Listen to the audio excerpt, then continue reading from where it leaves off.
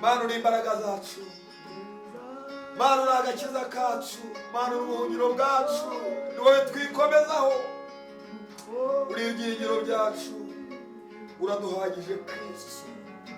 Tugushimiye ko tumenye izina, ukatuvana mu magana menshi y'abarimbuka, ukatugirira icyizere.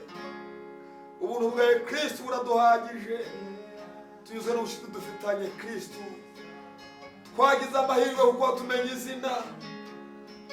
Haleluya, ntabwo tuzicuza kugukurikira no kukumenya no kubana nawe muri inshuti nziza. Izina ryawe rihabwe icyubahiro. Haleluya, haleluya,